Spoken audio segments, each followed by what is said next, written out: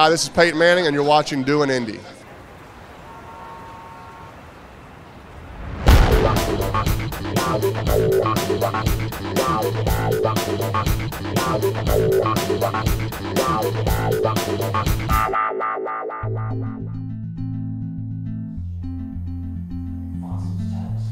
Hi everybody, and welcome to another episode of Doing Indy. I, as always, am your host, Seth Hancock. And you know, we took a week off because we had to shoot the John McLaughlin music video, which you guys will get to see first right here on Doing Indy when we're all finished with that.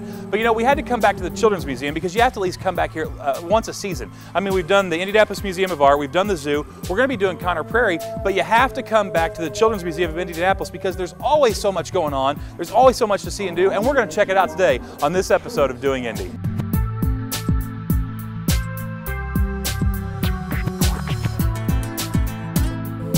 Victor is the vertebrate paleontologist of the Children's Museum, and he's actually the one who helps kind of put all this stuff together, researches it, knows what's going on here at the Dinosphere. And there's some really interesting stuff that I think people need to know about the Dinosphere, right? Oh yeah, we got some really great dinosaurs here. We've got Stan over here, a big T-Rex, probably one of the best researched dinosaurs in the world. I think there's 35 casts of this dinosaur that are literally all over the world. All right, so here we are at the Dragorexa, whatever. Dragorex, that's Hemorrhoida, whatever. Ceratopsia, That's there right. You got it. Dragorex Hogwartsia, which was named after some of the Harry Potter stuff because you had kids, right? You got it. Named right here by children at the Children's Museum. Really? Yes. Now, who found this? Because this is kind of rare, right? Yes, 3 gentlemen from Sioux City, Iowa, the Salisburys and Buck Myers, and they donated it to the Children's Museum. Well, let's walk over real quick because what I want to show is this is the original. This is the original skull. This is the original skull we have on display. We have 4 neck vertebrae that we don't have on display. Now this looks like a dragon. So I mean, is this where you can? You noticed that, did you? It does. That's where Dracorex comes from, Dragon King. Okay. Well, you know what's really cool is that this is why I love the Children's Museum, and this is why I love coming here, is because every time you come here, you always find something new. No matter how many. I mean, I've been coming to the Children's Museum since I was a kid. You always find something new. You're absolutely right. All right, we left the big scary dinosaurs downstairs to come up to something even more scary, and that's the Children's Museum Haunted House. Okay, it's not really going on just yet. It's like the 16th through the 31st of October, but we're lucky enough to get a preview, and we've got Teresa, who's part of the Look Committee. And Teresa, you have to come into frame more. Okay. See, there you go. See, there's Teresa, right here. That's Teresa. And she's gonna take us through and show you guys what you can expect when you come to the Children's Museum and check out the haunted house. This is house creeping. This is where, you know, you call the house creepers that come in and... Oh, see, that's funny. Yeah. Instead of housekeepers, house creepers. Right, because you're not going to want to clean it. It's a haunted house. Right.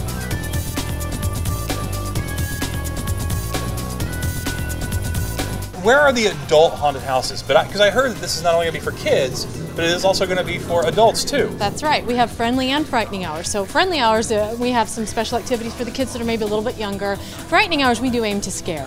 Do you? And yes, we do have training for our haunters. And we have haunting tips, and we've got special haunting spots, of which none I'm going to share with you right now, because we don't want to give all of our secrets away. My biggest problem that I have going to a haunted house is that nobody really scares me. Oh, that sounds like a challenge. Because you can see it coming. You can tell that somebody's going to be behind the painting, or somebody's going to pop out. You can tell. You can always do that. And then when they do pop out, it is the apathetic ghost going, blah. I don't think you'll find that to be true at the Ghost of the Grand Hotel this year. I don't like apathetic ghosts. I like scare me.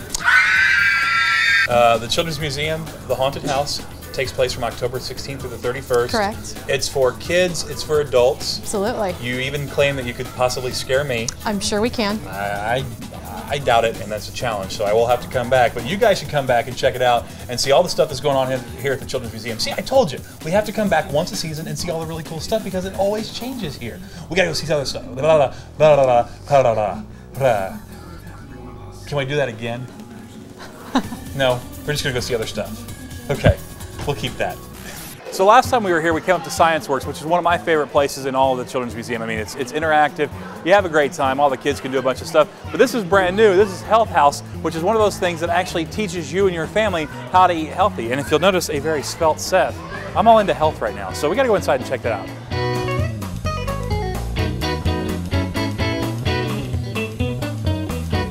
I'm really concerned about your health. I mean, you're good to eat, and especially slathered with butter and sour cream. And bacon.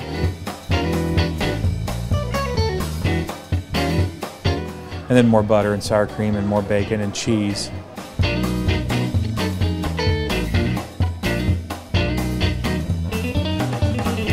I just think it's time for an intervention.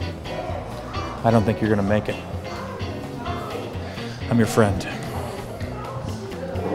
I'm here for you. So this is Rick. Rick is running the Science Port. This is one of the newer things here at the Children's Museum. Tell us exactly what Science Port is, because it just opened Saturday and you guys can come and check it out. Yeah, Science Port is a gateway to interactive learning. And it's a new kind of concept and a new place.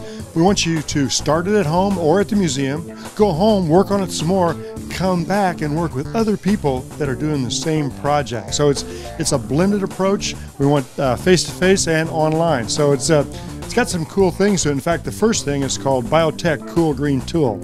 So our investigation here is about growing a certain kind of plant. In fact, it's a mystery plant, and that's the cool part about it. When you come back here for an hour-and-a-half workshop, we're going to give you the tools to finish it. And when I mean tools, I mean not only the science tools, but the internet tools, the computer tools. In fact, we have what's called a new media studio. And you guys look like you're pretty hip with all this stuff. And so what we're trying to do is turn kids, like, to get your job, what you're doing, report on what they know. Very cool. All right, so before we actually leave the Children's Museum, there's one more stop that we had to make. And this is an exhibit that's going to open up in November called The Power of Children. Did I get that right? Yeah, that's great. Sometimes I'm smart. So The Power of Children is a really cool exhibit because as Jennifer here, this is Jennifer, you can say hi. As Jennifer was telling me earlier, that what this does is this actually teaches history from a children's perspective. And so when kids come here in November, what is it that you're wanting them to accomplish by coming into this exhibit? Well, what we're going to try to do is help people feel like they have traveled back in time. You're going to go down these history paths, and then you're going to kind of explode in the middle of a child's life. Anne Frank of the 1940s. You're not literally going to explode. Well, you're just going to feel like you've been transported somewhere new and different, and you're back in time, so you're immersed in the situation. Ruby Bridges School in the 1960s, Ryan White's home in Cicero, Indiana in the 1980s. So we're really going to help people feel like they've traveled back in time to learn about a real kid. You know, this place it really is amazing because, you know, it is the greatest children's museum in the world. And there's always something for kids to experience and to do. But when I say kids, I mean, I'm not a kid, but I mean, I fall into that 8 and 80 age range, and I'm always learning something new. And I think that's what people need to understand is no matter what age you are, it's a great learning experience. Right.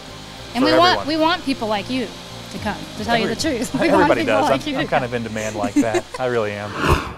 Well, that wraps up this episode of Doing Indy, and we had a great time at the Children's Museum as always. I mean, whether you're hanging out at the Dinosphere and learning all kinds of new stuff, or you're just sitting here looking up at the base of the Chihuly fireworks of glass, I mean, we got to see it all. So, I mean, to kind of recap, I mean, don't forget that they've got the Haunted House October 16th through the 31st. The Power of Children opens up in November, and then you've got the Science Port upstairs in Science Works, which is a great interactive thing, really for the whole family. So, I mean, it doesn't matter if you're 8 or 80, you always learn something new, you always find something great here at the Children's Museum. So for Doing Indy, I'm your host, Seth Hancock, and remember, in Indianapolis, it's always so easy to do so much, you just have to get out there and do something. See you next time.